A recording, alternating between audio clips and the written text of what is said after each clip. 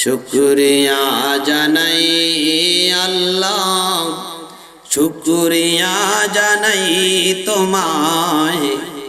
অসহায় বান্দা মোরা বেঁচে আছি তোমার দয়ায়।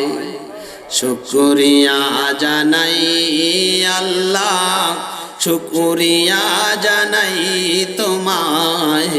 অসহায় বান্দা মোরা বেঁচে আছি তোমার দয়ায়। অসহায় বান্দা মোরা বেঁচে আছি তোমার দয়ায়। খুঁটিবিহীন নীলিম আকাশ তোমার মহিমা করছে প্রকাশ। খুঁটিবিহীন নীলিম আকাশ তোমার মহিমা করছে প্রকাশ। মেঘরাশি বৃষ্টি ঝরায়, মেঘরাশি বৃষ্টি ঝরায় তোমার অসীম করুণায়। শুকরিয়া জানাই তোমায়, শুকরিয়া জানাই আল্লাহ, শুকরিয়া জানাই তোমায়। অসহায় বান্দা মোরা বেঁচে আছি তোমার দয়ায়। অসহায় বান্দা মোরা বেঁচে আছি তোমার দয়ায়। শুনবেন নাকি পুরাটা? তাহলে আমার সাথে পড়ে। নিখিল ভুবন দিলে সাজিয়ে, নাজনে আমত অশেষ দিয়ে। নিখিল ভুবন দিলে সাজিয়ে, নাজনে আমত অশেষ দিয়ে। ফুলে ফলে ভরিয়ে দিলে, ফুলে ফলে সাজিয়ে দিলে। স্নিগ্ধ শ্যামল সুশোভায় শুকরিয়া জানাই তোমায়। শুকরিয়া জানাই আল্লাহ, শুকরিয়া জানাই তোমায়। অসহায় বান্দা মোরা বেঁচে আছি তোমার দয়ায়। অসহায় বান্দা মোরা বেঁচে আছি তোমার দয়ায়। জীবন ধারণ করার তরে রিজিক দিলে দুনিয়া ভরে। আল্লাহু আকবার। গাছের মাথায় শরবতের ডিব্বা কে দিল? লাঠির মধ্যে শরবত কে দিল? পুকুরের মধ্যে মাছ কে দিল? ক্ষেতের মধ্যে ধান কে দিল? সুমিষ্ট আম কে দিল? সব কিছু আল্লাহ। যে আল্লাহ দান করলেন, যেই নিয়ামতের শুকরিয়া কিয়ামত পর্যন্ত আদায় করেও শেষ করা যাবে না। একটা দানা, একটা ধানের একটা চাল, একটা দানা, চিনি গুঁড়া চালের একটা দানা তাম পৃথিবীর সব মিলে বানাতে পারবে না। কে বানিয়েছেন জোরে কোন? জীবন ধারণ করার তরে রিজিক দিলে দুনিয়া ভরে। জীবন ধারণ করার তরে রিজিক দিলে দুনিয়া ভরে। পাহাড় চিড়ে ঝরনা ঝরে, পাহাড় চিড়ে ঝরনা ঝরে তোমার নিপুণ ইশারায়। শুকরিয়া জানাই তোমায়, শুকরিয়া জানাই আল্লাহ, শুকরিয়া জানাই তোমায়। অসহায় বান্দা মোরা বেঁচে আছি তোমার দয়ায়। আলহামদুলিল্লাহি রাব্বিল আলামিন। والصلاة والسلام على سيد الأنبياء والمرسلين وعلى آله وأصحابه أجمعين. ربنا ظلمنا أنفسنا وإن لم تغفر لنا وترحمنا لنكونن من الخاسرين. আয় আল্লাহ, আমাদের জীবনের গুনাহগুলো মাফ করে দেন। রব্বি করিম, আমাদের জিকির আজকারকে কবুল করে নেন। দুনিয়া আখিরাতে আমাদের জন্য কামিয়াবির দরজা খুলে দেন। ইয়া আল্লাহ, মাহফিলকে হেদায়েতের জন্য কবুল করে নেন। সুবহানা রাব্বিকা রাব্বিল ইজ্জাতি আম্মা ইয়াসিফুন ওয়া সালামুন আলাল মুরসালিন ওয়ালহামদুলিল্লাহি রাব্বিল আলামিন। ওয়া আলাইকুমুস সালাম ওয়া রাহমাতুল্লাহ। আলহামদুলিল্লাহ আলহামদুলিল্লাহি হামদান কাসীরান কামা আমার।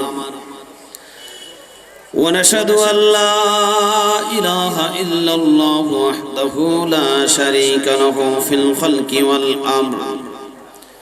ونشهد أن سيدنا وسندنا وحبيبنا حبيب ربنا وطبيبنا طبيب قلوبنا محبوبنا مرشدنا مولانا محمدا عبده ورسوله. فقد قال الله تعالى في كلامه المجيد وفرقانه الحميد. أعوذ بالله من الشيطان الرجيم. بسم الله الرحمن الرحيم. إن الذين آمنوا وعملوا الصالحات كانت لهم جنات الفردوس نزلا. صدق الله العظيم.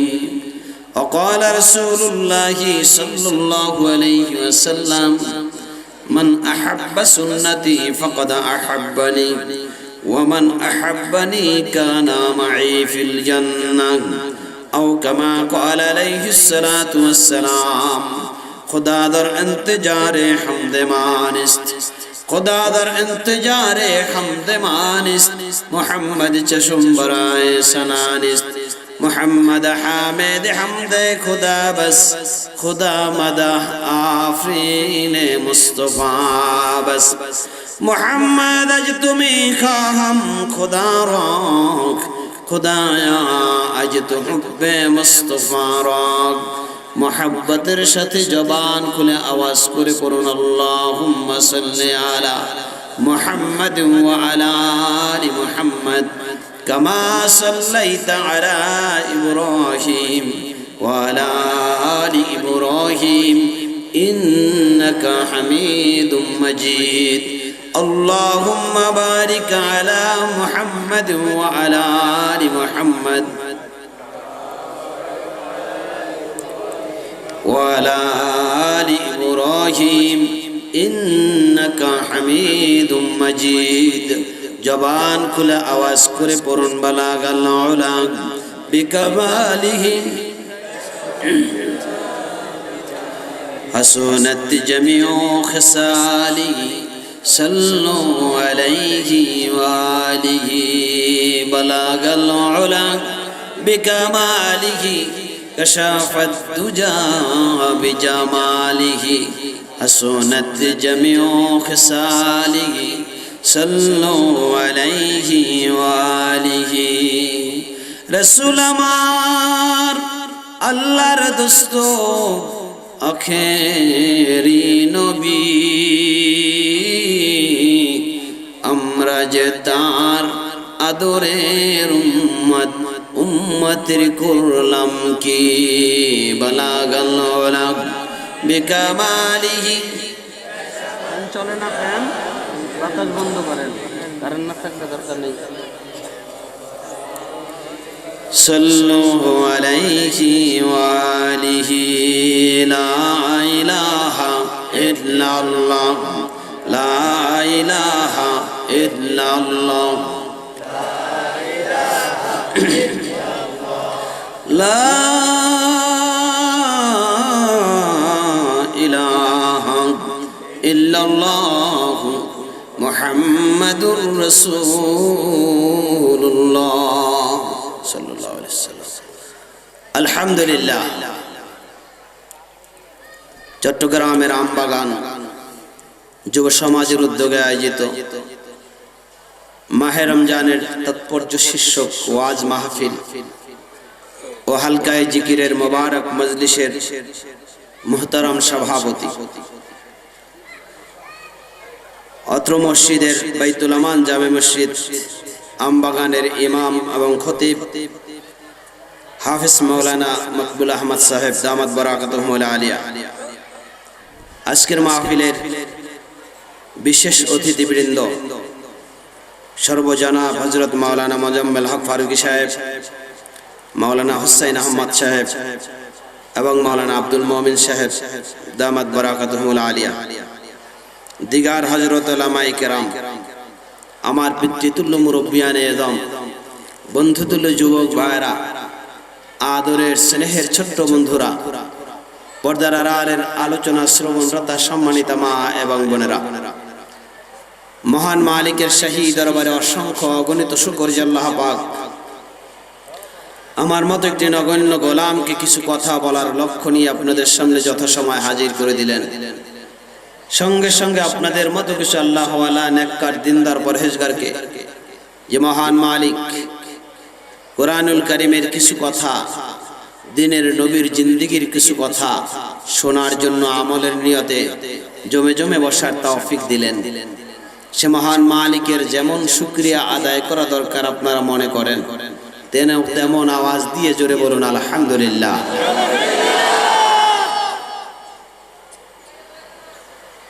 উপকূলের কাছাকাছি ফণী এসে গেছে।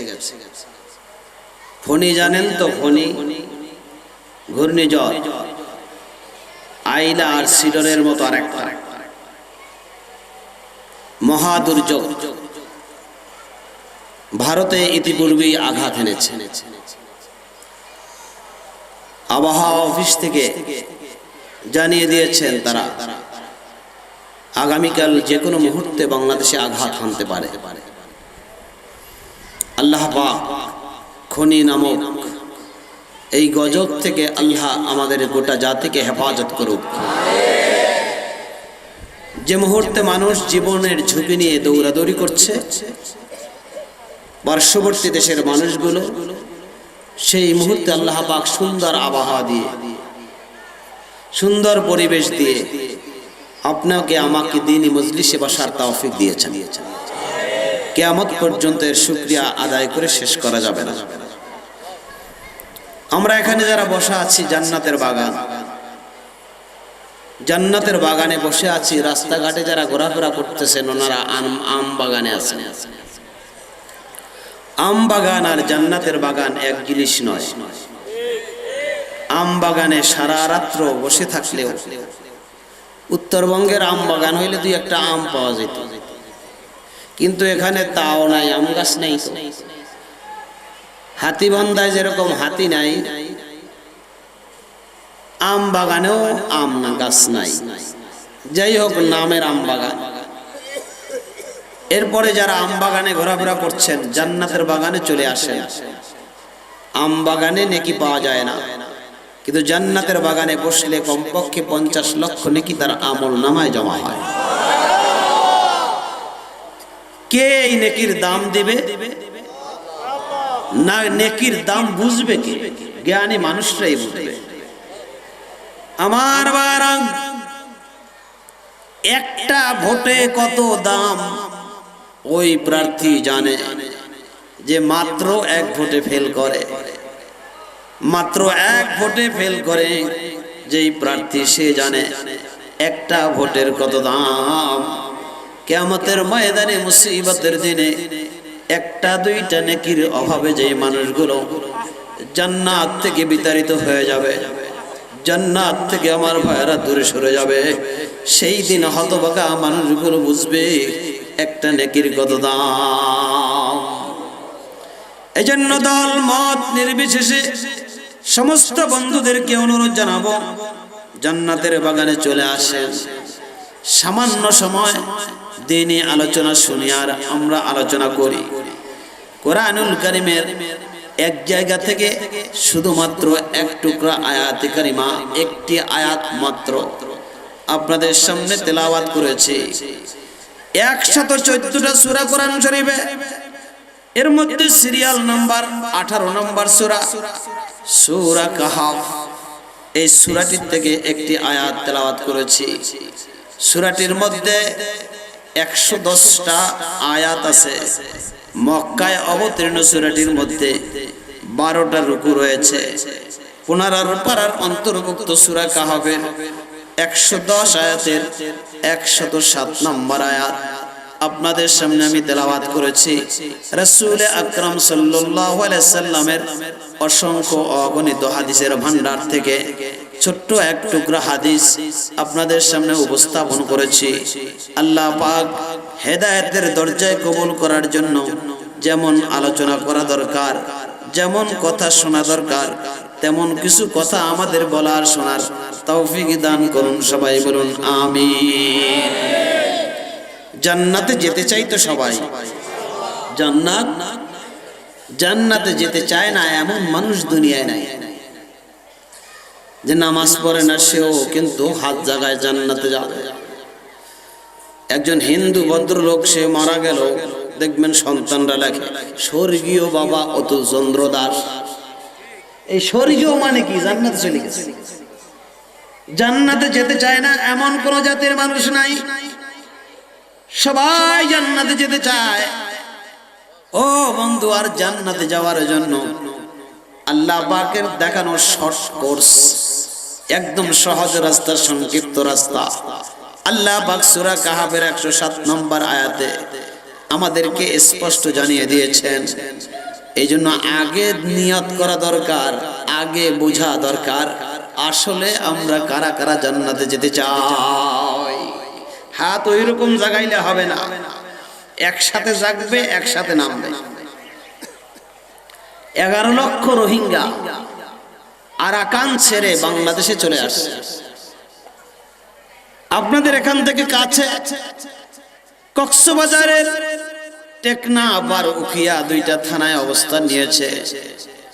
3 বার, আপনারা কয়বার গেছেন জানি না, 3 বার তাদের খেদমতে আল্লাহ এনেছে। জানার চেষ্টা করেছি 50,000 লোক একত্রে এক জায়গায় বসলে কোন জালিম তাদেরকে হটানোর ক্ষমতা রাখে না। কিন্তু 11 লক্ষ মানুষকে তাড়ায় দিল, তারা কিছুই বলল না। ঘুর ঘুর করে একদম মেষশাবকের মতো, ভেড়ার মতো চলে আসলো। ব্যাপারটা কি? তালাশ করে একটাই পেয়েছি, তাদের মধ্যে ঐক্যবদ্ধ কোনো জিন্দেগি না।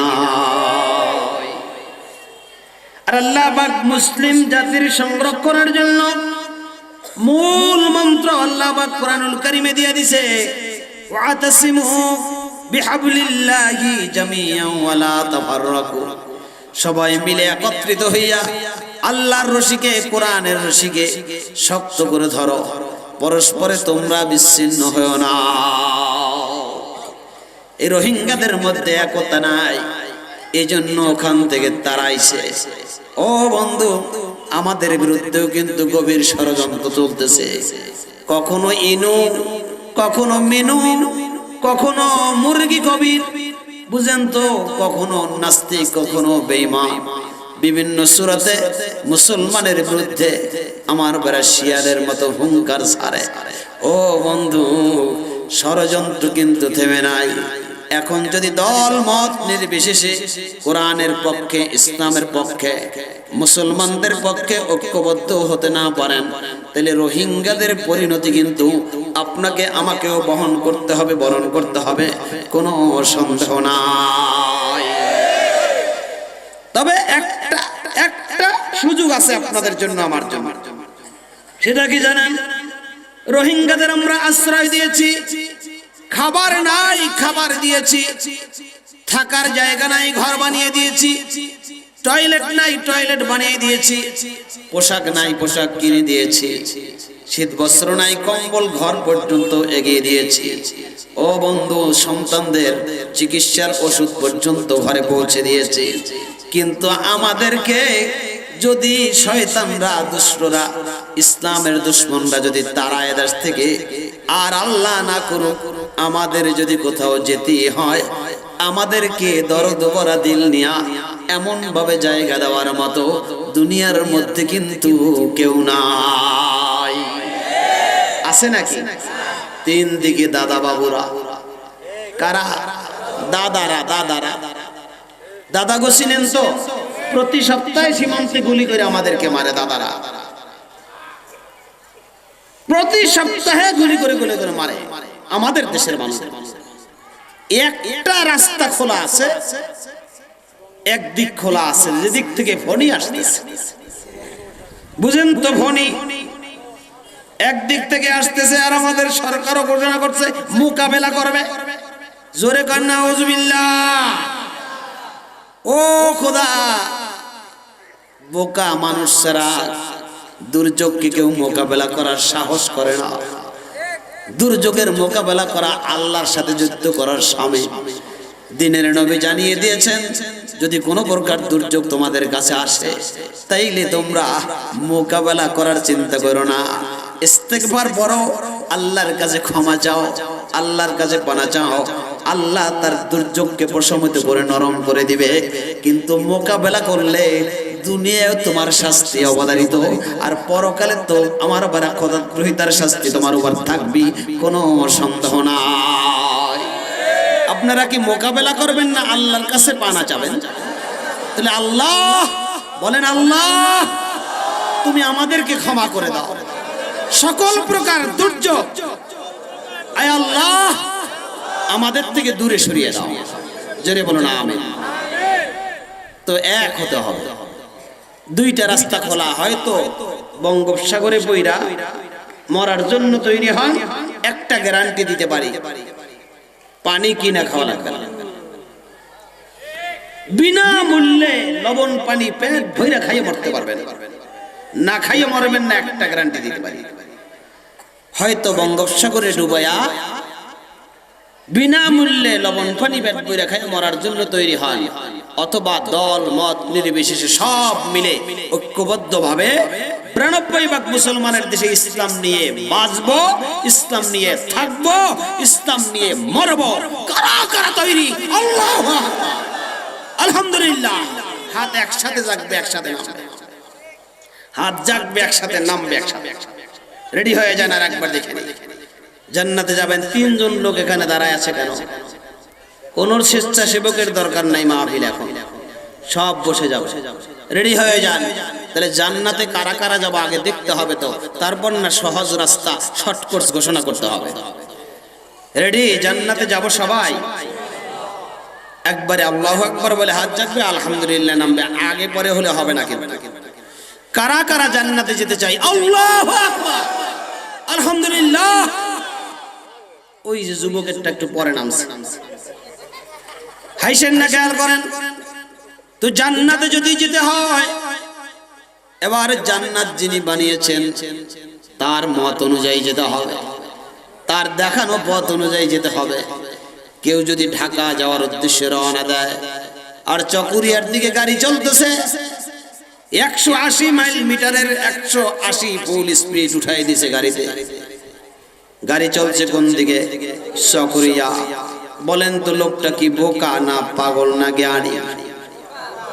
অবশ্যই বোকা। ও বন্ধু, আবার যেতে চাই কক্সবাজার, কিন্তু ঢাকার দিকে গাড়ি চালাচ্ছে খুব দ্রুত।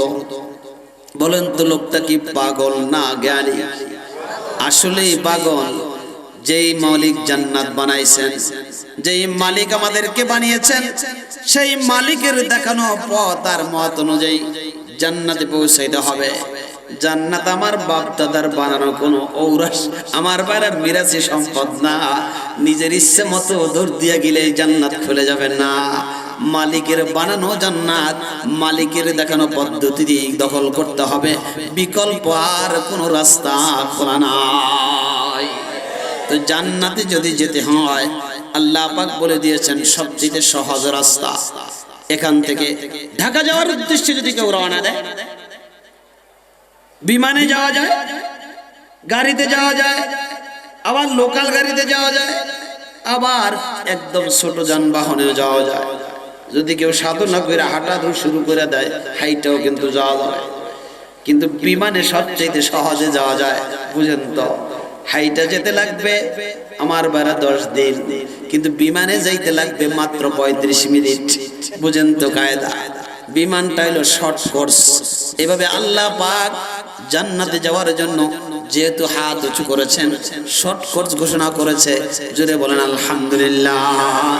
আল্লাহ পাক বলেন, জান্নাতে যারা যেতে চাও, ইন্নাল্লাযীনা আমানু, নিশ্চয়ই যারা ঈমানদার, ঈমান এনেছে, ওয়া আমিলুস সলিহাত, ঈমান আনার পর নেকির কাজ করেছে, আমলে সলেহ করেছে, কানাত লাহুম জান্নাতুল ফিরদাউসি নুজুলা, তাদের জন্য আল্লাহ পাক জান্নাত বানাইয়া অপেক্ষমান রয়েছে। চিৎকার মেরে বলুন সুবহানাল্লাহ। জান্নাতে যদি যেতে হয়, 2টা কাজ করো। কয়টা? চিৎকার মেরে বলুন কয়টা? 2টা। ঈমান বানাও, আমল বানাও, জান্নাতে চলে যাও। কয়টা কয়টা কয়টা? 2টা মাত্র কাজ। এখান থেকে এখান রোড যাওয়া যত কঠিন, জান্নাতে যাওয়া তার চাইতে সহজ। সিএনজি টাকা লাগবে, কত ড্রাইভারের দাম কওয়া লাগবে, কত কি করা লাগবে। আর জান্নাতে যাওয়ার জন্য এত কষ্ট করার দরকার নাই। ঈমান বানাও, আমল বানাও, জান্নাতে চলে যাও। সুবহানাল্লাহ কোন। একটু পরে আমি আলোচনা করতেছি। তাহলে নিজের মন গড়া তরিকায় জান্নাতে যাওয়া যাবে না। খেয়াল করেন, আপনারা এদিক সেদিক তাকালে কথা বলা যাবে না, বুঝার চেষ্টা করেন। তো 2টা কাজ, ঈমান বানাও, আমল বানাও, জান্নাতে চলে যাও। একটু পরে আমরা কোন কাঠিতে ঈমান, মাপকাঠিতে ঈমান বানাবো, আমল বানাবো, আলোচনা করব ইনশাআল্লাহ। নিজের ইচ্ছাকৃত কোনটাই, মন মতো কোনটাই হবে না। শুকরিয়া জানাই আল্লাহ, শুকরিয়া জানাই তোমায়, অসহায় বান্দা মোরা বেঁচে আছি তোমার দয়ায়। শুকরিয়া জানাই আল্লাহ, শুকরিয়া জানাই তোমায়, অসহায় বান্দা মোরা বেঁচে আছি তোমার দয়ায়। অসহায় বান্দা মোরা বেঁচে আছি তোমার দয়ায়। খুঁটিবিহীন নীলিম আকাশ তোমার মহিমা করছে প্রকাশ। খুঁটিবিহীন নীলিম আকাশ তোমার মহিমা করছে প্রকাশ। মেঘরাশি বৃষ্টি ঝরায়, মেঘরাশি বৃষ্টি ঝরায় তোমার অসীম করুণায়। শুকরিয়া জানাই তোমায়, শুকরিয়া জানাই আল্লাহ, শুকরিয়া জানাই তোমায়। অসহায় বান্দা মোরা বেঁচে আছি তোমার দয়ায়। অসহায় বান্দা মোরা বেঁচে আছি তোমার দয়ায়। শুনবেন নাকি পুরাটা? তাহলে আমার সাথে পড়ে, নিখিলে ভুবন দিলে সাজিয়ে, নাজনে আমত অশেষ দিয়ে।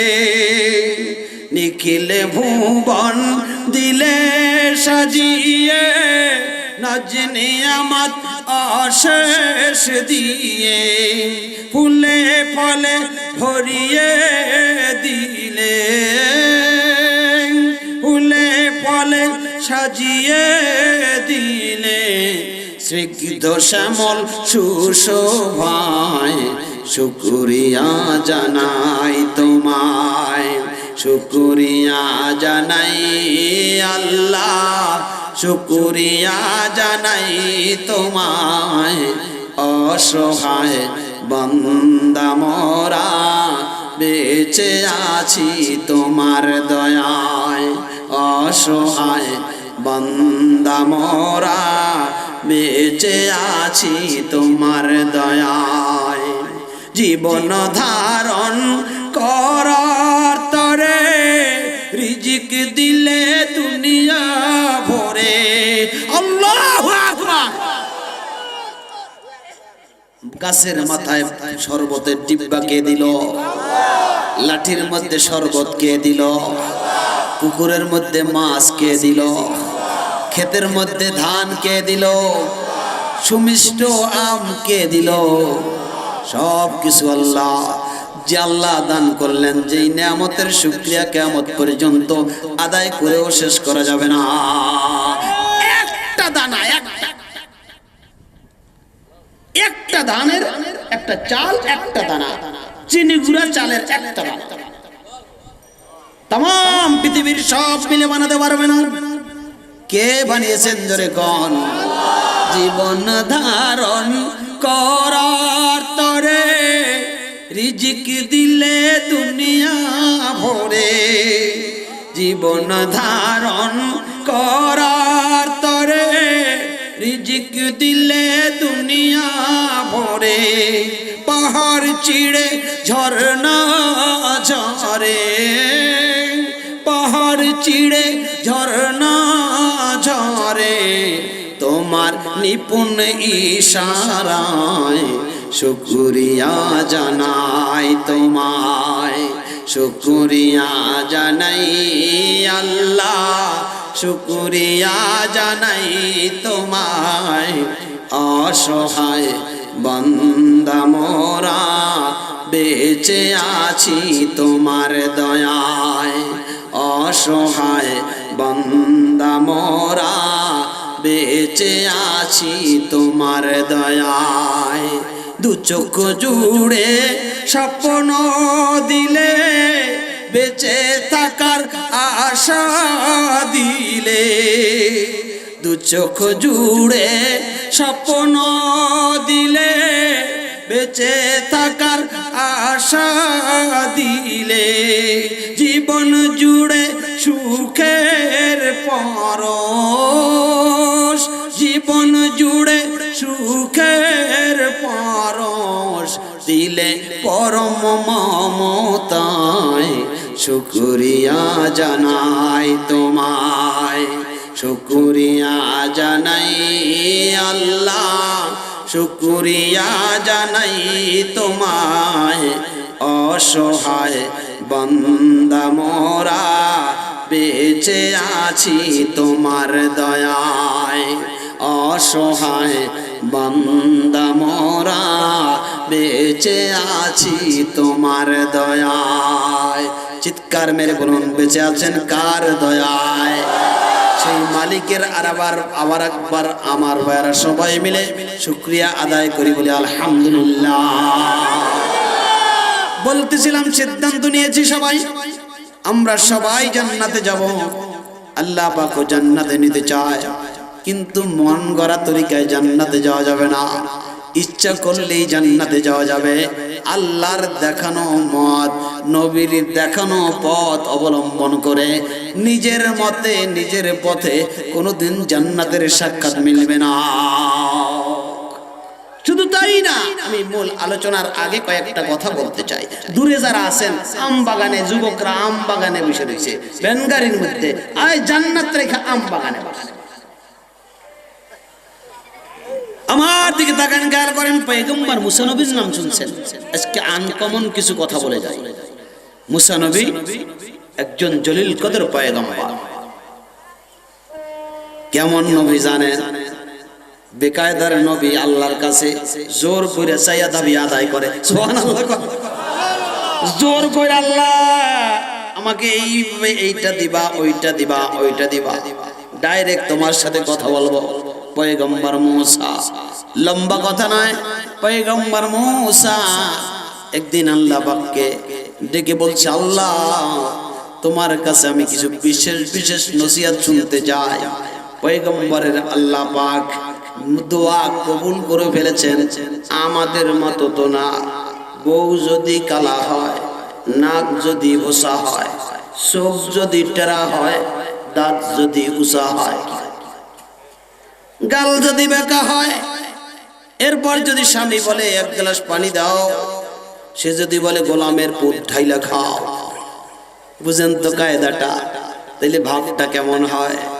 এমনি তো সব দিক দিয়ে বুঝেন না, বিশ্ব সুন্দরী কি কন, তারপরে যদি স্ত্রী স্বামীরে বলে গোলামের পুত পানি ঢাইলা খাও, তাহলে স্বামী কি ঈদের সময় শাড়ি কিনে আগে না লাডি কিনে আগে? বুঝেন নাই কায়দা? আমরা তো দাবি করে আল্লাহ পাকের কাছে চাইতে পারি না।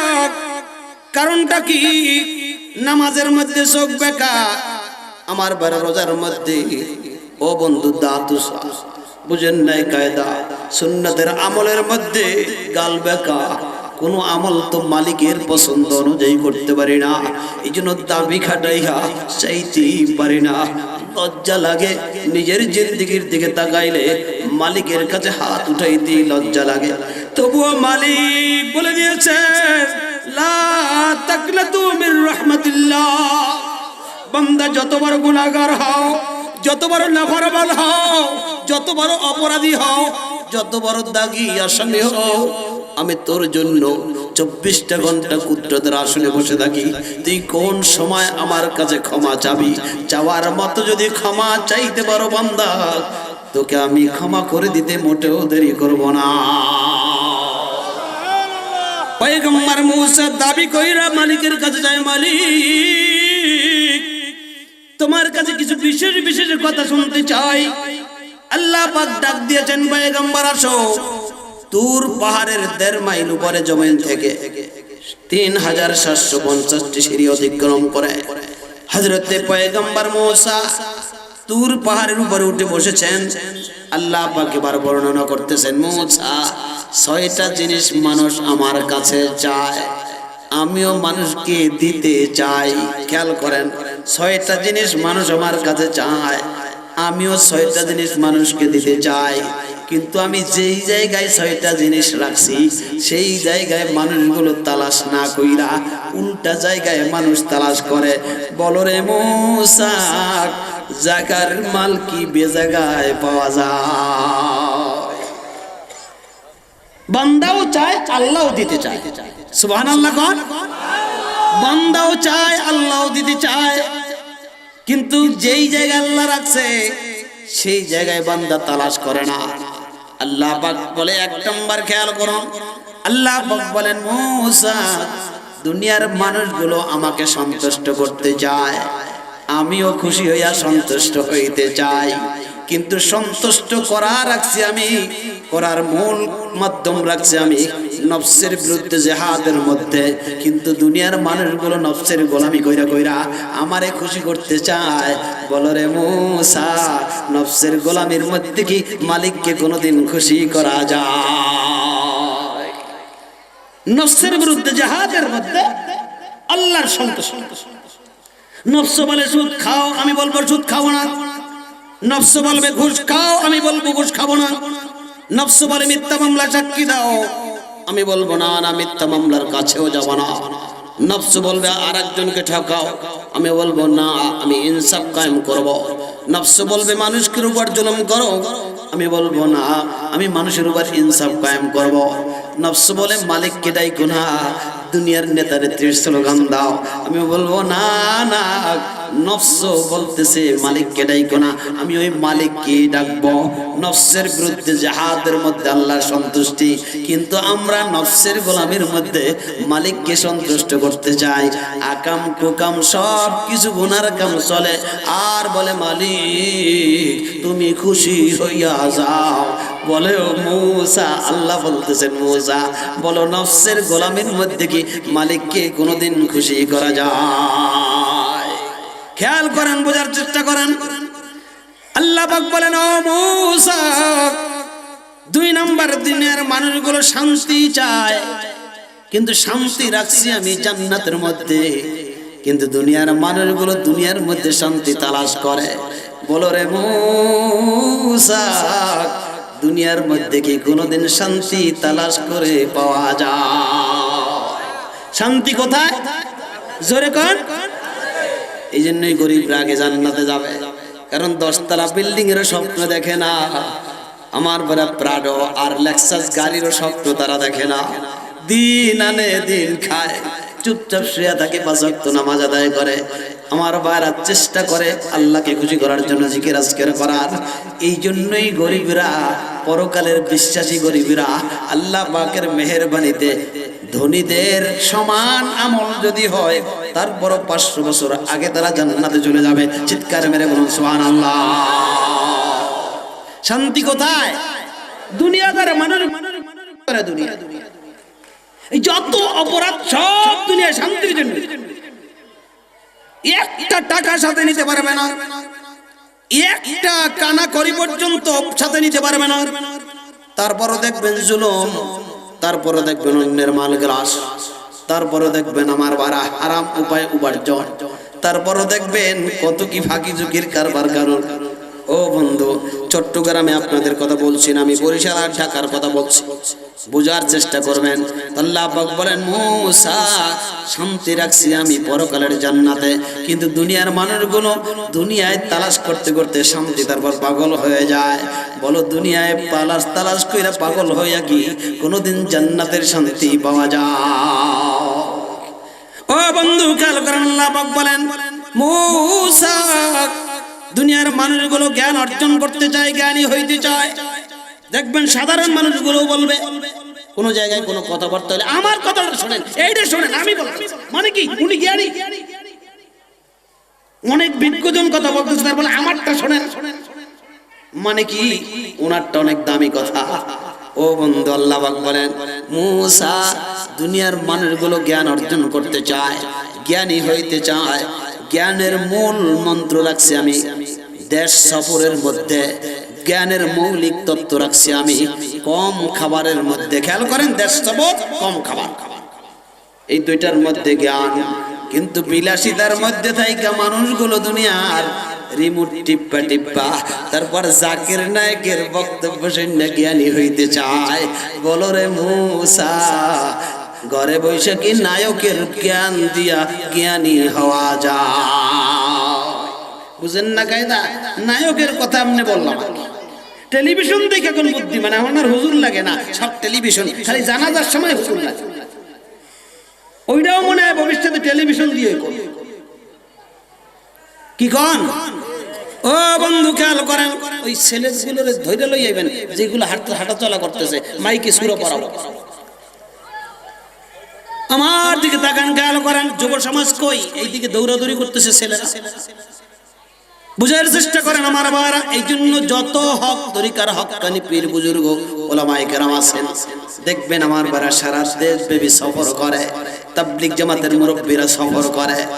1 লক্ষ মতান্তরে 2 লক্ষ, আমার 1.25 লক্ষ আমার বাবা সাহাবীরা ছিলেন, 1.25 লক্ষ সাহাবীরা বিদায় হজের প্রকালে আল্লাহ পাকের বিদায় হজের আল্লাহ পাকের নবীজির ভাষণ শুনেছেন 1.25 লক্ষ সাহাবী। কিন্তু আমার ভাইরা, এর মধ্যে সামান্য কয়েকজন ছাড়া আরবের মধ্যে কারো কবর আর মাজার পাওয়া যায় না।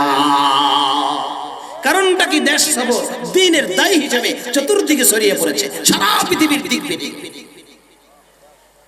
ও বন্ধু খেয়াল করেন, আল্লাহ পাকের জন্য বলেন সিরু ফিল আরদ, সফর করো। বোঝার চেষ্টা করেন, তাহলে জ্ঞান কোথায়? সফরের মধ্যে। আর কোথায়? কম খাবারের মধ্যে বুদ্ধি। যেটা যত বেশি খায় ওইটার বুদ্ধি জ্ঞান তত কম। রাগ করেন না, রাগ করেন না, কিন্তু কম খাওয়া দেশ সফর দুইটার মধ্যে। আল্লাহ পাক বলতেছেন, মূসা দুনিয়ার মানুষগুলো সম্মানী হতে চায় আর আমিও তাদেরকে সম্মানিত করতে চাই, কিন্তু সম্মান হইল তাকওয়ার মধ্যে, আল্লাহর ভয়ের মধ্যে। কিন্তু দুনিয়ার মানুষগুলো মানুষের পাশে বইসা, উঁচা জায়গায় বইসা একটু সেলফি তুইলা পরিচিতি দিয়া তারপর সম্মান লাভ করতে যায়। বলো রে মূসা, আল্লাহর ভয় ছাড়া মানুষের পাশে বইসা কি কোনোদিন সম্মান অর্জন করা যায়? কি দুনিয়ার মানুষগুলো সম্মান চায় কোথায়? দেখবেন গাছে গাছে খালি ছবি, গাছে গাছে ছবি। কার কাছে কে ছবি দিবে, কার কায় পরিচিতি লাভ করবে? কিন্তু না না, এটা দিয়ে সম্মান অর্জন করা যায় না। যায় না? মাত্র সেদিন দেখলাম বরিশালে 12টা মাথা, মাত্র 2টা শব্দ লেখা। মাথা কয়টা? 12টা। কথা কয়টা? 2টা। 12 মাথা 2 কথা। বুঝেন তো? ওরে মাথা, মাথার চাইতে কথা কম, অথচ কথা বেশি হওয়া কথা ছিল। লেখছে কি 2টা কথা? 12টা মাথা উপরে দিয়ে নিচে লেখছে ঈদ মোবারক। কি বুঝেন তো কায়দা? 12 মাথার পাশে বইটা দামি হতে চায়। ও বন্ধু, কথার কোনো দাম নাই, মাথার যত দাম। কিন্তু আল্লাহ পাক বলে, আমি সম্মান আর ইজ্জত রাখছি আল্লাহর ভয়ের মধ্যে। ইন্না আকরামাকুম ইনদাল্লাহি আতকাকুম। যে যত বেশি আল্লাহকে ভয় করে সে তত বেশি সম্মানিত। চিৎকার মেরে বলুন সুবহানাল্লাহ। মুমিনরা কাকে ভয় করে বেশি?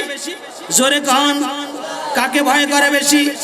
সম্মান কি দুনিয়ায় তালাশ করবেন না আল্লাহর ভয়ের মধ্যে? কারা কারা আল্লাহর ভয়ের মধ্যে সম্মান তালাশ করবেন? আল্লাহু আকবার। আল্লাহ তুমি কবুল করো, আমিন। যা কিছু চাওয়ার দুনিয়ার মানুষের কাছে চেয়ে লাভ নাই, আল্লাহর কাছে চাইবেন।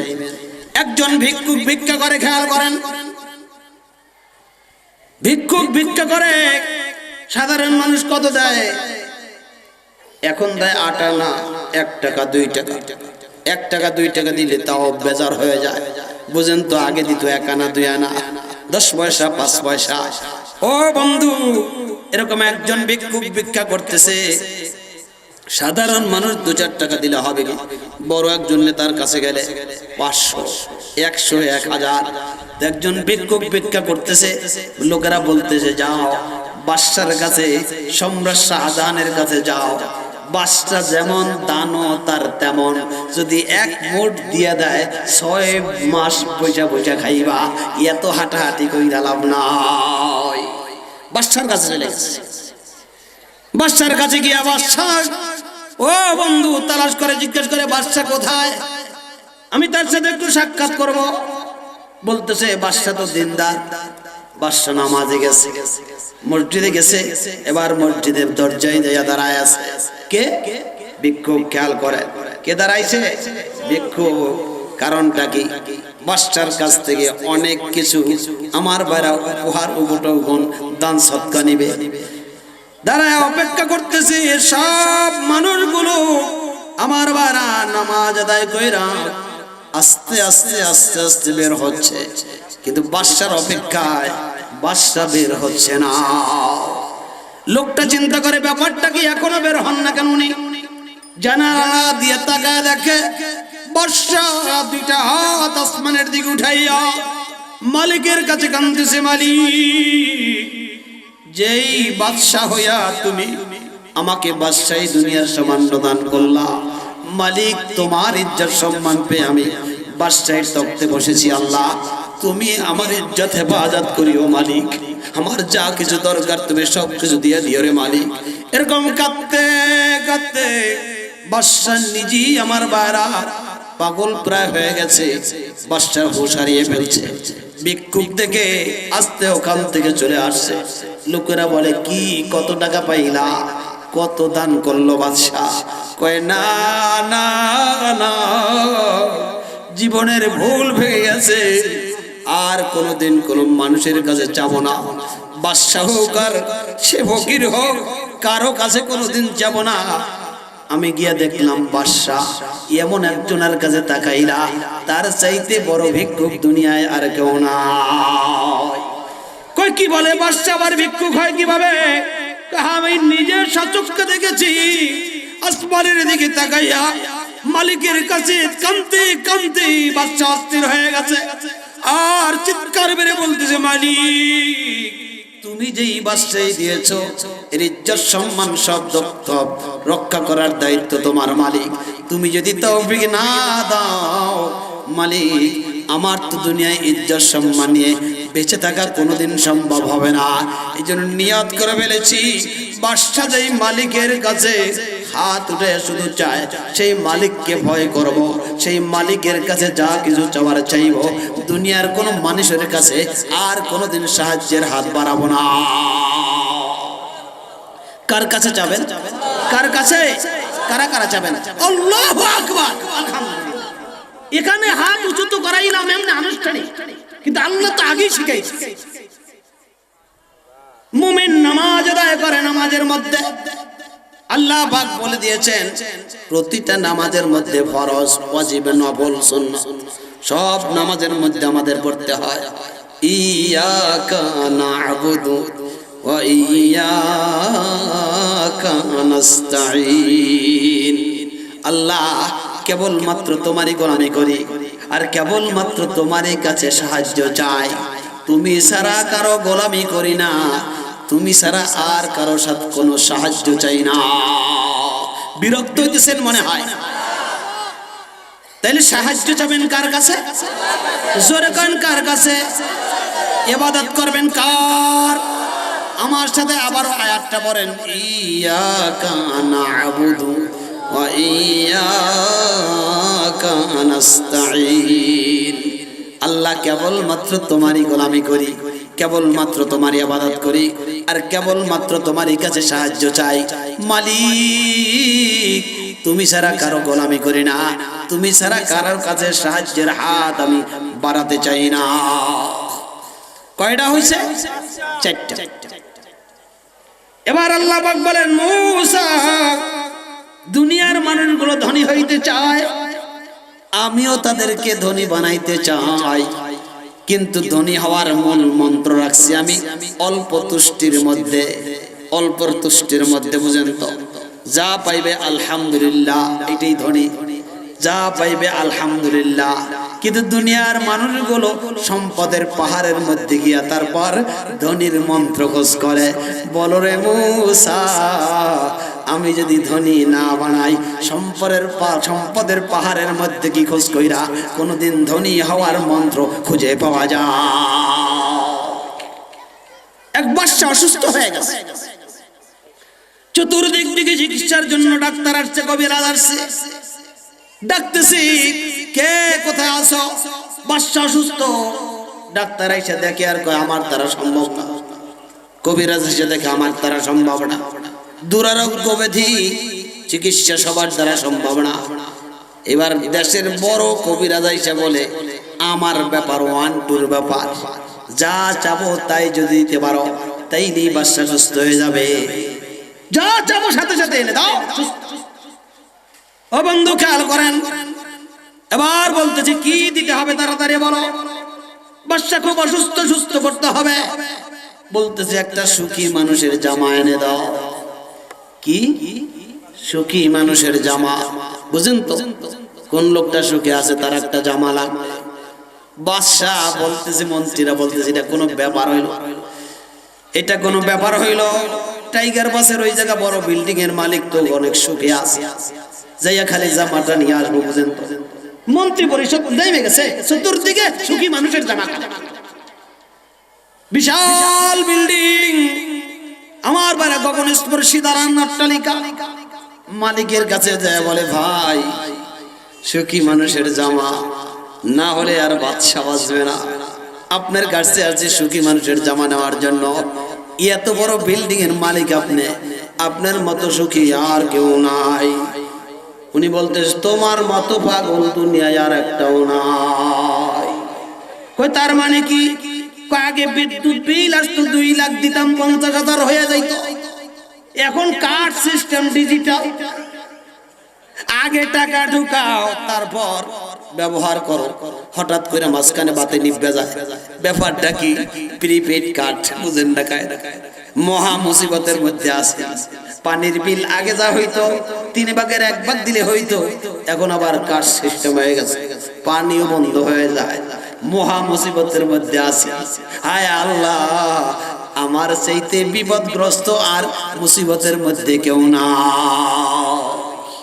শত শত গাড়ি আছে না বিভিন্ন কোম্পানি, এক গাড়ির মালিকের কাছে গেছে শত শত গাড়ি, আপনি সুখী মানুষ, এক একটা গাড়ির দাম কোটি কোটি টাকা, আপনি সুখী মানুষ, একটা জামা দেন, বাদশা খুশি হয়ে যাবে, সুস্থ হয়ে যাবে। বাদশা বলতেছে তোমার পাইছে পাগল, তুমি তো আমার ব্যাপারটা জানো না। গাড়ি যে পরিমাণ আছে 2000 কোটি টাকা দাম আছে, কিন্তু এক ব্যাংকে আমার লোন হইল 5,500 কোটি। বুঝেন তো কায়দা? দুদক যদি খবর লয় 14 শিখের দালানে ঢোকা ছাড়া আমার উপায় নাই। আমার চাইতে অশান্তিতে অসুখে দুনিয়ার কেউ না। এরকম করে যার কাছে যায়, যত বড় নেতা তত বড় অশান্তি, যত বড় নেতা তত বড় অশান্তি।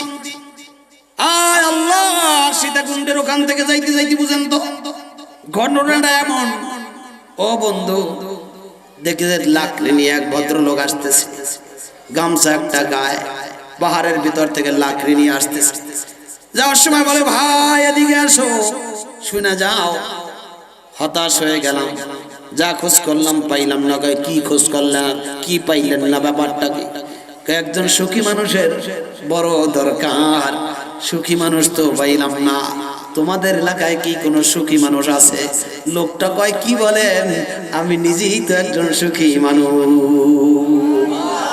সুবহানাল্লাহ কয়, আমি নিজেই তো একজন সুখী মানুষ, আমার চাইতে সুখী আল্লাহর কসম কেউ নাই মনে হয়।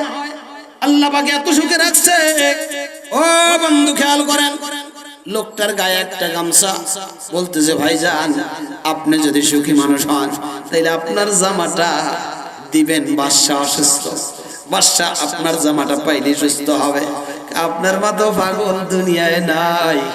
18 বছর 20 বছর এই গামছা গায়ে দিয়া চলি, সকালবেলা খালি হাতে পাহাড়ে যাই, কিছু লাকড়ি এনে বিক্রি করে নাস্তা করি, আবার দুপুরের পর পাহাড়ে যাই, আবার কিছু লাকড়ি এনে বিকেলের খাবার খায় ঘুমায় থাকি।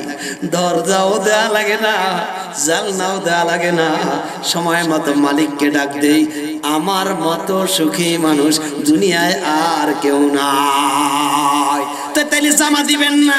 কারে বোকা, আমার তো কোনো জামাই নাই। ও তাইলে সুখী মানুষ যে তার জামা নাই? খেয়াল করেন, অল্প তুষ্টির মধ্যে আল্লাহ পাক ধনী রাখছে। ধনী হওয়ার মূল মন্ত্র, সম্পদের পাহাড় করলে কোনোদিন ধনী হওয়া যায় না। আল্লাহ পাক বলেন মুসা, মানুষগুলো ধনী হইতে চায়, আমিও তাকে ধনী বানাইতে চাই, কিন্তু ধনী হওয়ার মূল মন্ত্র আছে আমি অল্প তুষ্টির মধ্যে। সকাল বিকাল খাইছে তবুও আলহামদুলিল্লাহ, এক বেলা খায় নাই তবুও আলহামদুলিল্লাহ, না খায় রোজা রাখছে তবুও আলহামদুলিল্লাহ, আল্লাহ যতটুকু খাওয়াইছে সর্ব অবস্থায় আলহামদুলিল্লাহ। আলহামদুলিল্লাহি আলা কুল্লি হাল, চিৎকার মেরে বলুন সুবহানাল্লাহ। সর্ব অবস্থা আলহামদুলিল্লাহ, আল্লাহর শুকরিয়া আদায় করব। কারা কারা আল্লাহু আকবার, আল্লাহু আলহামদুলিল্লাহ। মসজিদের ইমাম সাহেব যতটুকু ধনী, যতটুকু শান্তি আছে, আল্লাহর কসম করেও বলা যায় এলাকার বড় শিল্পপতি ততটুকু শান্তিতে নাই। ও বন্ধু, কয়টা হইল? কয়টা? এবার আল্লাহ পাক বলেন মুসা, দুনিয়ার মানুষগুলো আমার কাছে খালি মোনাজাত করার দোয়া করে, আমিও তাদের দোয়া কবুল করতে চাই, কিন্তু দুনিয়ার মানুষগুলোর দোয়া কবুলের শর্ত রেখেছি আমি, হালাল রুজি ভক্ষণ করতে হবে। কিন্তু দুনিয়ার মানুষগুলো শুধু হারাম খায় আর আমার কাছে শুধু দোয়া করে।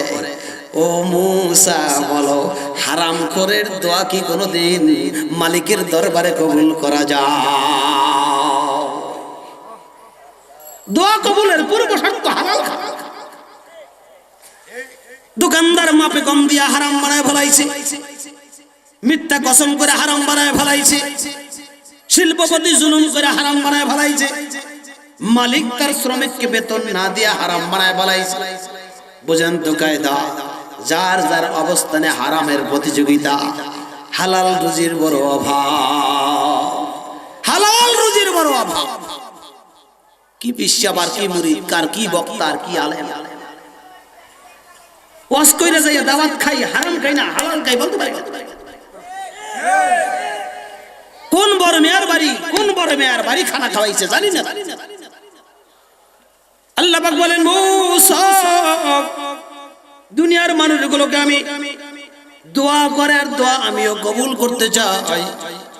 দুনিয়ার মানুষগুলো দোয়া কবুলের শর্ত রেখেছে আমি হালাল রুজি ভক্ষণ করবা, কিন্তু মানুষগুলো হারাম খায় আর আমার কাছে হাত উঠায় দেয়। ও মুসা বলো হারাম খোরের দোয়া কি কোনোদিন কবুল করা যায়? এই 6টা জিনিস যে জায়গায় রাখছে আল্লাহ পাক, সেইখানে যদি তালাশ করি তাহলে জীবনের ভাগ্যের দরজা খুলে যাবে। বিরক্ত হইতেছেন মনে হয়? দয়া করো জগ দয়াল মোরা গুনাহগার, তোমারই দয়া ছাড়া কেমনে হব পার, তোমারই দয়া ছাড়া কেমনে হব পার। গজলের সময় পাইলে পরে শোনায় দেব, আমার অনেক সময় চলে গেছে, এখন পর্যন্ত মূল কথা শুরুই হলো না। তো বলতেছিলাম নিজের ইচ্ছায় কোনো কিছু হবে না। খেয়াল করেন, আমার দিকে তাকান, সূরা কাহাফের 107 নম্বর আয়াত মনে আছে তো? আল্লাহ বলতেছেন বান্দা জান্নাতে যেতে চাও 2টা কাজ করো। কয়টা? ঈমান বানাও, আমল বানাও, জান্নাতে চলে যাও। তাহলে ঈমান আমল নিয়ে কারা কারা জান্নাতে যাব? আল্লাহু আকবার, আলহামদুলিল্লাহ। তাহলে 1 নাম্বার ঈমান। এই কিন্তু আলোচনা, মূল আলোচনা শুরু হচ্ছে। ঈমান কার কার ঈমান আছে? ঈমান আছে কার কার? ঈমান ঈমান নাই ঈমান তা হাত জাগান না কেন? ঈমান আছে কার কার? সবার আলহামদুলিল্লাহ। তো ঈমানদারের দোয়া তো কবুল হয়, আমাদের দোয়া কবুল হয় না কেন? ও বন্ধু খেয়াল করেন, এক ভদ্রলোককে 5 কাঠা জমি চাষ করতে দিছে আর 10টা ছাগল চড়াইতে দিছে একই জায়গায়। ভদ্রলোক জমি চাষ করা শুরু করে, ছাগল গিয়ে আর একজনের খেতে লাগে, আবার ছাগল চড়াইতে যায়, আবার এসে জমি চাষ করে, আবার ছাগল খেতে লাগে। শেষ পর্যন্ত দেখা গেছে জমি চাষ করাও হয় নাই, ছাগল চড়ানো হয় নাই। এই যে বাচ্চাগুলো দৌড়াদৌড়ি করতেছে, আপনারা 2টা দায়িত্ব আমারে দিচ্ছেন, এই ছাগল খাদানোর দায়িত্ব আর ওয়াজ করার দায়িত্ব। এই ছাগল খাদানোর দায়িত্বটা আপনারা নেন, আর ওয়াজ করার দায়িত্বটা আমাকে দেন, তা না হলে কিন্তু 2টার কোনোটাই হবে না। আমি কিন্তু ইতমিনানের সাথে কথা বলতে পারছি না, পরিবেশটা একটু ভিন্ন রকম। খেয়াল করেন, আমার দিকে তাকান, বুঝার চেষ্টা করেন। ঈমান আমানু ওয়াল্লাযীনা ইন্নাল্লাযীনা আমানু, যারা ঈমান এনেছে। ঈমান আমাদের ঈমান, আমরা আল্লাহকে মানে, এইজন্য আমাদের ঈমান আছে, তাই না? একটু জোরে বলেন। তা হিন্দু আল্লাহরে মানে, ইহুদি আল্লাহরে মানে, খ্রিস্টান আল্লাহরে মানে, নাসারা আল্লাহরে মানে, মুসলমান বৌদ্ধ আল্লাহকে মানে, সবাই মানে আল্লাহকে, কিন্তু তাদের মানা আমার মানা সমান না। আমি আল্লাহকে মানি, খেয়াল করেন, এবার বোঝার চেষ্টা করেন। আল্লাহকে মানি, আমি আল্লাহকে মেনে আমি আল্লাহর উপর ভরসা করি, আমি আল্লাহর কাছে সবকিছু চাই। আমার আল্লাহকে মানা হিন্দু ভদ্রলোকের আল্লাহকে মানা এক না। আপনার সাথে এক হিন্দু ভদ্রলোকের যদি ঝগড়া লেগে যায়, কোন সমস্যা হয়, সে চেষ্টা করবে এমনি এমনি আপনাকে ঘায়েল করার জন্য। যখন পারবে না তখন বলবে দাদা উপরওয়ালা কিন্তু একজন আছে। শেষকালে কি কইব? দাদা উপরওয়ালা কিন্তু একজন আছে। এই উপরওয়ালাকে আল্লাহ। খ্রিস্টান যদি না পারে বলবে ঈশ্বর কিন্তু সব দেখতে আছে। বুঝেন তো কায়দা? তাহলে একজনের ঈশ্বর, আরেকজনের গড, আরেকজনের আল্লাহ। ও বন্ধু, ওই সবাই কিন্তু আল্লাহকে মানে, কিন্তু একজন হিন্দু আল্লাহকে মানার পর আল্লাহর কাছে কিছু চায় না, সরস্বতীর কাছে গিয়ে বলে, মা তোমার একটু মাথা নত করে সেজদা দিলাম, সেবা দিলাম, আমার ছেলেটা পরীক্ষা দিতে যে একটু জিপিএ 5 দিও। বুঝেন তো কায়দা? মা লক্ষ্মী তোমার একটু সেজদা দিলাম, ব্যবসা বাণিজ্যে মনে বরকত হয় না, আমাকে একটু বরকত দিয়ে দিও। বুঝেন তো? মা কালী দরদ দুরারোগ্য ব্যাধি থেকে, বিপদ আপদ থেকে আমার একটু হেফাজত কইরো। মা মনসা হিংস্র জীবজন্তুর জানোয়ার থেকে আমারে বাঁচাইও। মা আপনি গজে সইরা আইছেন, তাইলে দেশে ফসল বেশি হবে। বুঝেন না কায়দা? এক একজন মা মায়ের কাছে খালি চায়, বিপদ নাশিনী মা, বিপদ থেকে তুমি হেফাজতে রাখো।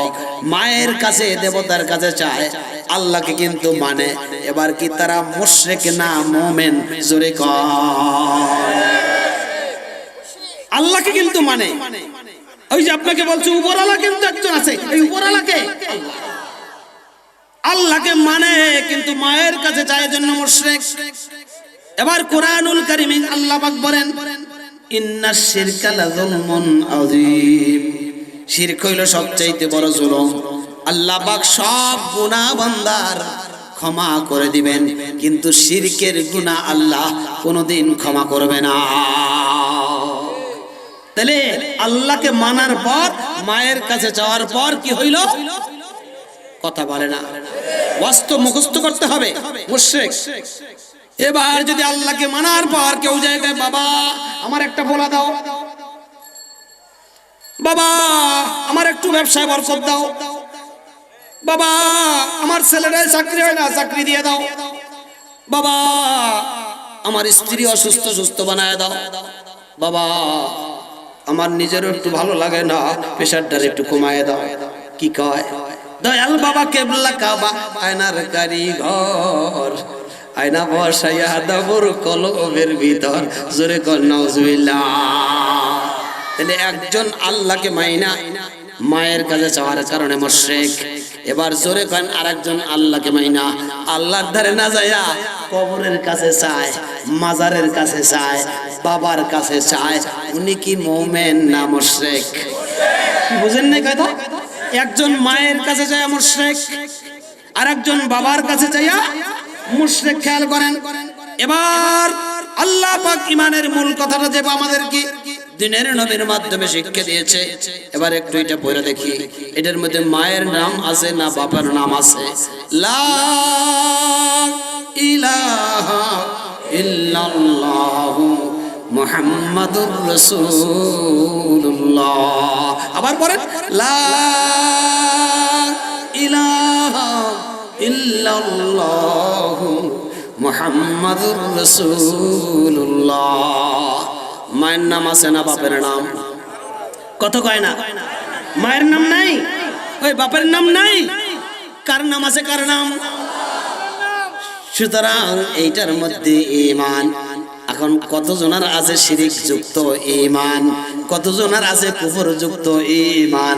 কিন্তু আল্লাহ পাক বলেন ইন্নাল্লাযীনা আমানু, নিশ্চয়ই যারা ঈমান এনেছে, এই ঈমান হতে হবে স্বচ্ছ সফেদ, আমার বারা শিরক মুক্ত ঈমান।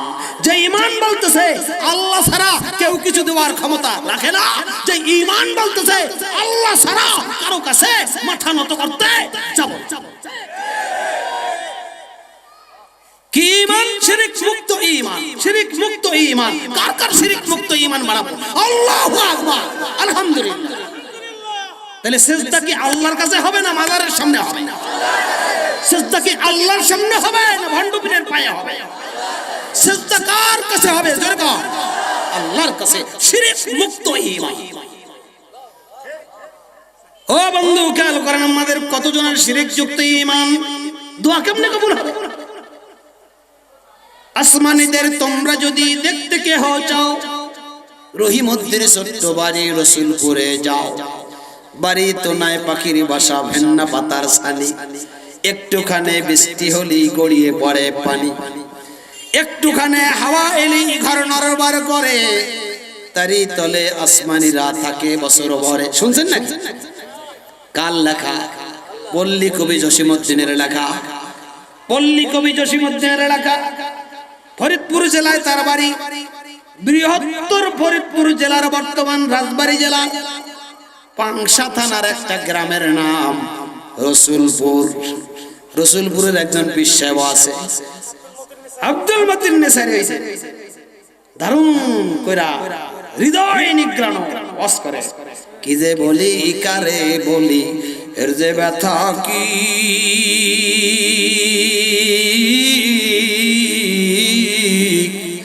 কওয়া যায় না সওয়া যায় না, ইশকে ইলাহি আল্লাহু আল্লাহ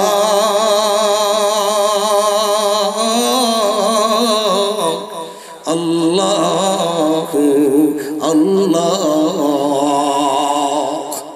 দারুণ করে ইশকের বয়ান করে তিনি। তে রসুলপুরে এক ভদ্রলোকের বাড়ি হলো রহিমউদ্দিন তার নাম। মেয়ের নাম কি? আসমানি। বুঝেন? এই ছোট্ট ঘর দেখা কুরের ঘরের মতো নরবরে ঘর দেখা কবিরা যা দেখে, আমার ভাইরা আশ্চর্য অতি আশ্চর্য দেখি কবিতা লিখে ফেলে। পল্লী কবি জসীমউদ্দিন যাওয়ার সময় দেখে ফেলছে এই আসমানিদের ঘর নিয়া রহিমউদ্দিন বাড়ি নিয়ে কবিতা লিখে ফেলছে। আসমানিদের তোমরা যদি দেখতে কেহ চাও, রহিমউদ্দিন ছোট্ট বাড়ি রসুলপুরে যাও। বাড়ি তো নাই পাখির বাসা, ভেন্না পাতার ছানি, একটুখানে বৃষ্টি হলি গড়িয়ে পড়ে পানি, একটুখানে হাওয়া এলে ঘর নড়বড় করে, তারি তলে আসমানিরা থাকে বছর ভরে। এরকম একজন আসমানির বাপ রহিমউদ্দিন ধরে নেন রাস্তাঘাটে আপনাদের এলাকায় আসে। নেতা একজন যাচ্ছে, নেতা নির্বাচনের আগে কিন্তু নেতারা গরিবের খুব খোঁজ খবর রাখে, রাগ করবেন না। নির্বাচনের আগে টুপির দাম বাড়ে, কারণটা কি? নেতারা সব টুপি পরে। ও খোদা, ইলেকশনের আগে নেতা একজন যাওয়ার সময় দেখে যে ঘর বাতাসে এমন এমন করতেছে। এই রহিমউদ্দিন চাচা এদিকে আসো, ঘর ঠিক করো না কেন? সিডার আইলা আর এবার আসছে ফনি, তুমি তো চাপা খাই আমার বা সব ছেলে মেয়ে স্ত্রী নিয়া। রহিমউদ্দিন চাচায় কয় দেশের অবস্থা খারাপ, পেটি খাবার নাই, ঘর সারব কি দিয়া? নেতায় কয় কি লাগবে বলো?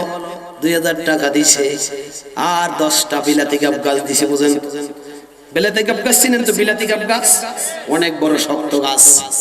রহিমউদ্দিন চাচা সুন্দর করে ঘর একদম খুঁটি লাগায়া ঠিক করছে।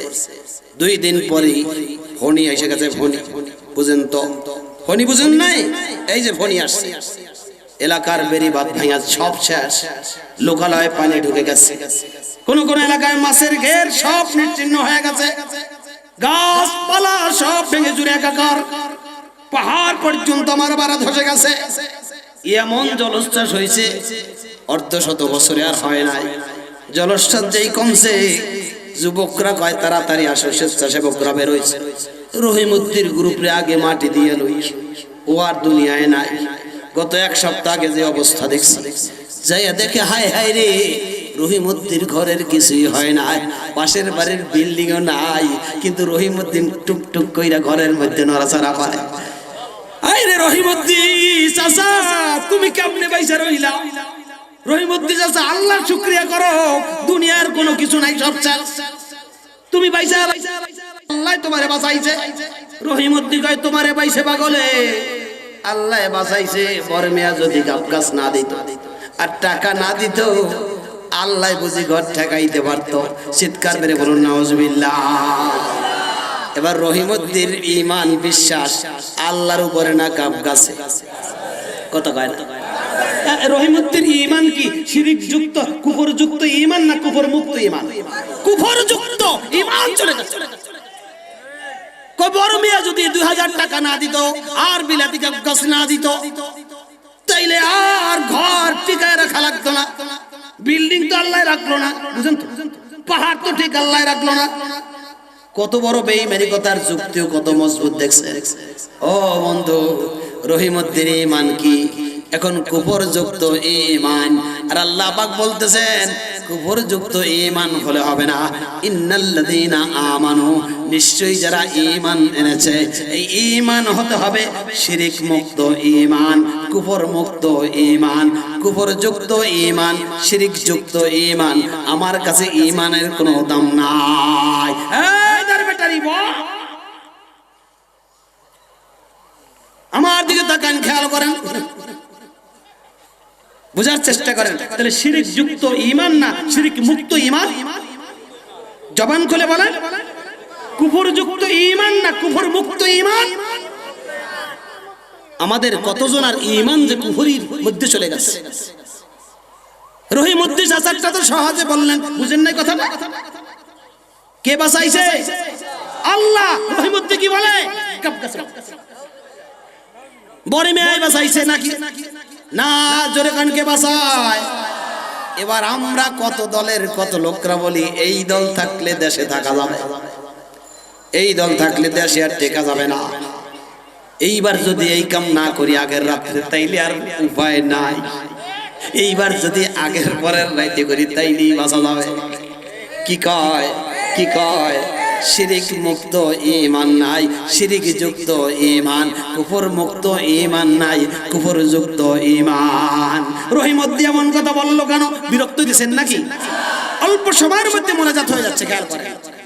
তাহলে ঈমান হতে হবে শিরিক মুক্ত ঈমান, ঈমান হতে হবে কুফর মুক্ত ঈমান। শিরক যুক্ত ঈমানের কোনো দাম নাই, কুফর যুক্ত ঈমানের কোনো দাম নাই।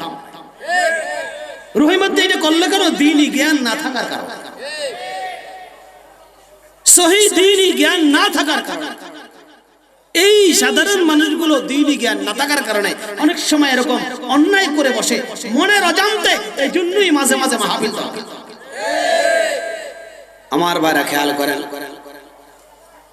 যারা শ্রমজীবী মানুষ, চাকরি বাকরি করে, বিভিন্ন জায়গায় পরিশ্রম করে দিন চালায়, তারা তো মাদ্রাসায় গিয়া এরকম শেখার ব্যবস্থা সম্ভব না। এই জন্য মাহফিলের দরকার। হক্কানি ওলামায়ে কেরাম, পীর বুজুর্গদের কাছে শুনে শুনে তারা কিছু আমল করার সুযোগ। ও বন্ধু, খেয়াল করেন, রহিমউদ্দিন এই আহম্মকের মতো কথাটা কেন বললো? সে যদি কোরআনের জ্ঞান তার থাকতো, পয়গম্বর নূহ নবীর কথা যদি তার জানা থাকতো, তাইলে সে কোনোদিন এমনটা বলতো না। নূহ নবীর কথা জানেন তো? পয়গম্বর নূহ নবী জলিল কদর একজন পয়গম্বর। আল্লাহ পাকের আমার ভাইরা অন্যতম কয়েকজন পয়গম্বরের মধ্যে একজন পয়গম্বর নূহ আলাইহিস সালাতু ওয়াস সালাম।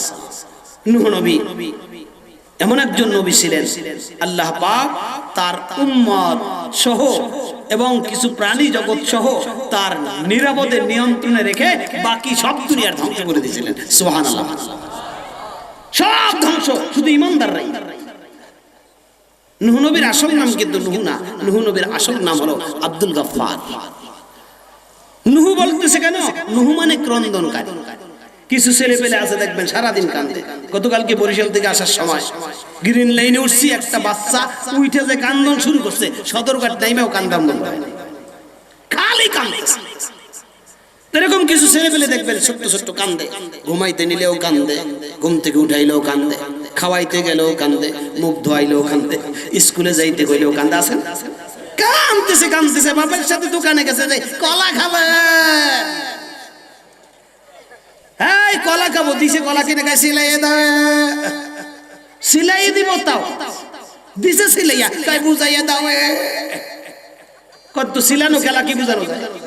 বুঝেন না? মানে ওর কামই হলো কাম। এরকম কিছু কিন্তু আছে। ওই আত্মীয় স্বজন যারা আছে, ওরা ওর নাম দিছে কান্দুন্যা। ছোটবেলার নাম হয়েছে কি? কান্দুন্যা। চাচাই কয় এই কান্দুন্যা দিগায়, মামায় বলে এই কান্দুন্যা গেল কই রে? কি নাম হইছে? কান্দুন্যা। এই কান্দুন্যা এক সময় বিয়ে করছে, ছেলে মেয়ে হইছে। রাস্তায় বলতেছে এই অনুষ্ঠান কার? কান্দুন্যা চাচার মাইয়া। নাম হয়ে গেছে কান্দুন্যা। পরে মারা গেছে, রাস্তায় বসে একজন বলতেছে শুনছো কান্দুন্যা চাচাই মরে গেছে। আসলে কিন্তু তার নাম কান্দুন্যা না। এমনটা কিন্তু সাহাবায়ে কেরামের মধ্যেও ছিল। দিনের নবী একদিন গিয়ে দেখেন আবু হুরায়রা রাদিয়াল্লাহু তাআলা আনহু ও খোদা, বিড়ালের বাচ্চা লইয়া বসে রইছে, নবীজি ডাক দিছে, ইয়া আবি হুরায়রা, হে বিড়ালের বাপ। আবু হুরায়রার আসল নাম চাপা পইরা গেছে, নবীর মুখ থেকে বের হয়েছে আবি হুরায়রা।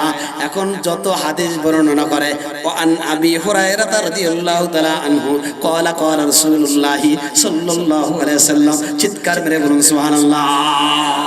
তো নাম হয়ে গেছে বিড়ালের বাপ। পয়গম্বর নূহর নাম, আসল নাম আব্দুল গাফফার। পয়গম্বর নূহ নবী, আমার বারা নূহ শব্দের অর্থ ক্রন্দনকারী।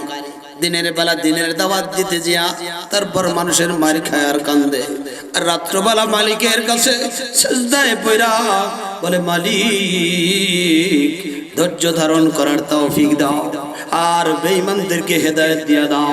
হেদায়েত যদি নসিবে না থাকে রে মালিক, ওদেরকে ধ্বংস করে দাও, আর সহ্য করতে পারছি না।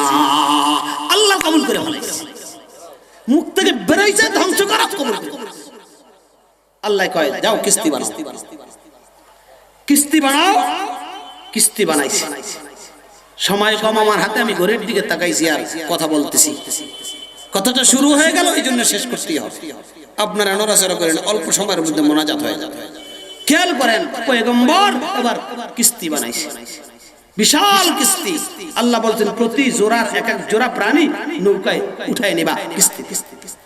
পয়গম্বর উঠাইছে কিস্তির মধ্যে, বলছে, আমি যখন নির্দেশ দেব, প্লাবন যখন শুরু হবে, তোমার অনুগত সব উম্মতদেরকে এখানে তুলবা।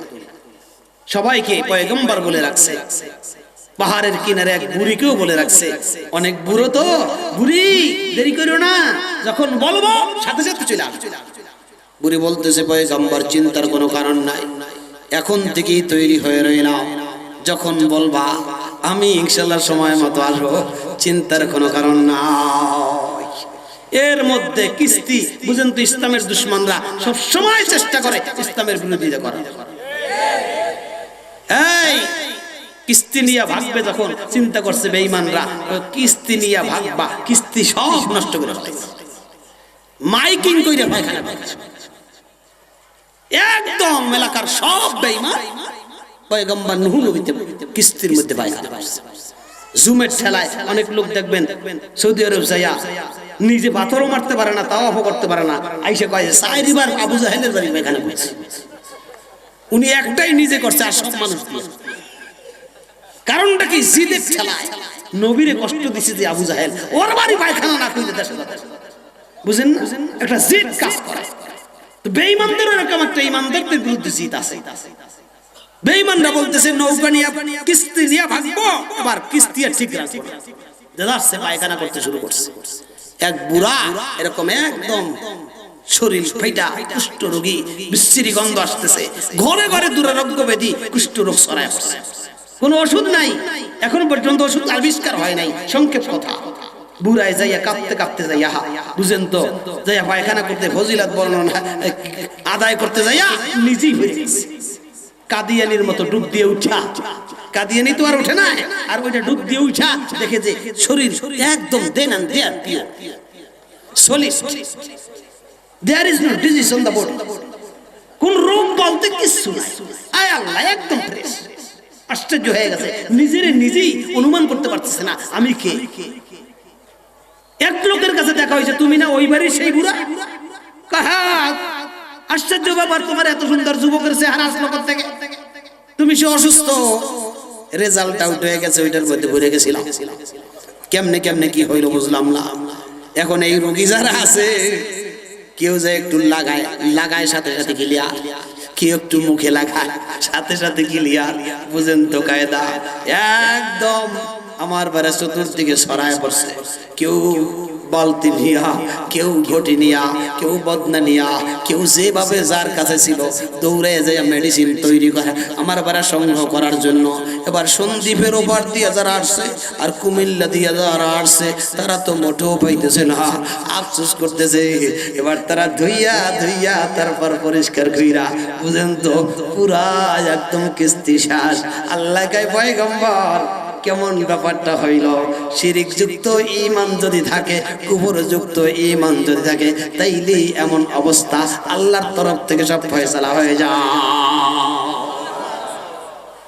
কিস্তি পরিষ্কার, পয়গম্বর রওনা দিছে, সব মানুষগুলোকে ডাকছে, বুড়িকে ডাকতে মনে নেই, তারা হুরার মধ্যে চলে গেছে। এটাও আল্লাহর হয়তোবা অবশ্যই আল্লাহর একটা শিক্ষণীয় ব্যাপার, এই জন্য আল্লাহ বাকিটা ঘটিয়েছে। ও বন্ধু, পয়গম্বর সব নিয়ে কিস্তির মধ্যে উঠেছে, বন্যা শুরু হয়ে গেছে। 40 দিন পর্যন্ত একাধারে মুষলধারে বৃষ্টি আর বন্যা, প্লাবন আর ঝড় জলোচ্ছ্বাস। পাহাড়ের জায়গায় পাহাড় নাই, গাছের জায়গায় গাছ নাই, तमाम পৃথিবীর মাখলুকাত সব শেষ। মানুষগুলো বেঈমানরা সব নিশ্চিহ্ন হয়ে গেছে।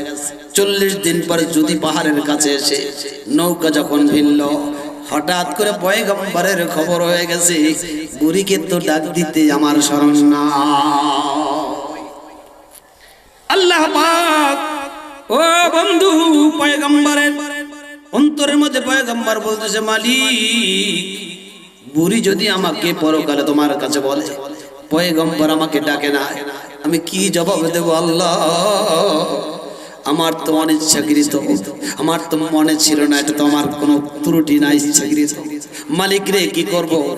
পয়গম্বরকে আল্লাহ পাক ইঙ্গিত দিয়ে দিলেন, যাও খোঁজ নিয়ে দেখো পয়গম্বর বুড়ি আছে কিনা। ও বন্ধু, तमाम দুনিয়ার সব জবরকে আল্লাহ জের করে দিয়েছেন, জেরকে জবর করে দিয়েছেন, একবারে উলট পালট করে দিয়েছেন। কিন্তু গিয়া দেখে পাহাড়ের কিনারে ছোট্ট বুড়ির ঝুপড়ির কিছুই হয় না। পয়গম্বর গিয়া ডাক দিছে, বুড়ি তুমি কেমন আছো? সালাম দিদি দিদি। বুড়ি তাড়াতাড়ি পোটলা নিয়ে বের হয়েছে, পয়গম্বর বন্যা বুঝি শুরু হবে, বন্যা বুঝি শুরু হবে, এত দেরি করলে কেন? তুমি না বললেও চিরি বন্যা হবে। পয়গম্বর সিজদা করে মালিকের কাছে শুকরিয়া আদায় করতেছে আর বলতেছে, বুড়ি বন্যা হবে না, অলরেডি বন্যা হয়ে तमाम দুনিয়া সব মিসমার হয়ে গেছে, সঙ্গে তার হয়ে গেছে। কিন্তু আমি নূহ তোমাকে ভুলে যেতে পেরেছি, কিন্তু যেই মালিকের উপর তুমি ঈমান এনেছো সেই মালিক তোমারে ভুলে না। যেই মালিক ছোট্ট ঝুপড়ির মধ্যে নূহ নবীর উম্মত বুড়িকে বাঁচায়, সেই মালিক আজকেও কুড়ে ঘরের মধ্যে অথবা ঘর সারা বান্দাকে বাঁচাইতে পারে কিনা?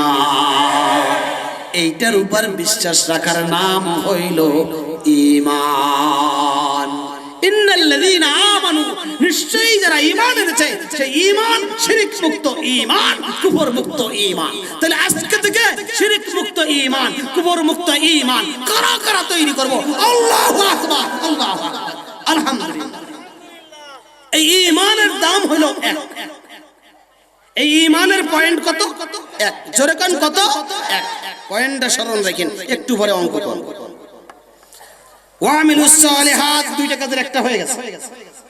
আমলে সালেহ, ও বন্ধু খেয়াল করেন, আমলে সালেহ। আরে বসান না, মাস্তানটারে বসান, আমার দিকে তাকান, খেয়াল করেন। আমলে সালেহ আল্লাহ জিকির করতে কইছে। এবার যদি ঢোল তবলা লই জিকির করেন, সওয়াব না গুনাহ? আল্লাহ ও বন্ধু পর্দা করতে বলছে, নিজের স্ত্রীর সাথে যদি কোন খাস পর্দা করবা, সামনে আইবা না, গুনাহ না সওয়াব? কথা কয় না, গুনাহ। আল্লাহ নামাজ পড়তে বলছেন, ঠিক দুপুরের সময়, সূর্য উদয়ের সময় আল্লাহু আকবার, সময় নষ্ট করে লাভ কি? গুনাহ না সওয়াব? আল্লাহ রমজানের রোজা রাখতে বলেছেন, কিন্তু আপনি চালাকি কইরা ঈদের দিনে একদম টাইট কইরা রোজা রাখছেন। মেহমানদারি কেউ করতে চাইলে না, বিয়া ঈদের দিনে রোজা রাখছি, কত বছরের মধ্যে একটা সুন্দর দিন। গুনাহ না সওয়াব? ও তাহলে মন গড়া রোজা রাখলে হবে না, মন গড়া ইবাদত করলে হবে না, মন গড়া জিকির করলে হবে না, মন গড়া পর্দা করলে হবে না। আল্লাহর নির্দেশ, রাসূলের তরিকায়, সাহাবীর নমুনায় যেমনটা হবে, যার সাথে মিলবে, এইটার নাম হইল আমলে সালেহ। চিৎকার মেরে বলুন ঠিক কিনা? এখন আল্লাহর রাসূলের তরিকায়, সাহাবীর নমুনায় পায়খানা পেশাবখানায় গেছেন, সেটাও ইবাদত, আমলে সালেহ। রাসূলের নমুনা, সাহাবীর নমুনায়, রাসূলের তরিকায় আমার ভাইরা ঘুমাইতে গেছে, ঘুমও আপনার আমলে সালেহ। রাসূলের তরিকায় সাহাবীর নামানে ব্যবসা বাণিজ্য করছেন, সেটাও আপনার আমলে চলে। এই আমলে চলের দাম শূন্য। আমলে চলের দাম কত? শূন্য। আর আমানুর দাম কত? এক। এবার ইমান আছে কার কার দেখি একটু। ইমানের এক এক এক এক আঙ্গুল জাগান, আঙ্গুল জাগান, আঙ্গুল জাগান। এবার অঙ্ক করব। এবার একটা আমলে চলে করছেন, কত হইছে? এই এক আর এই।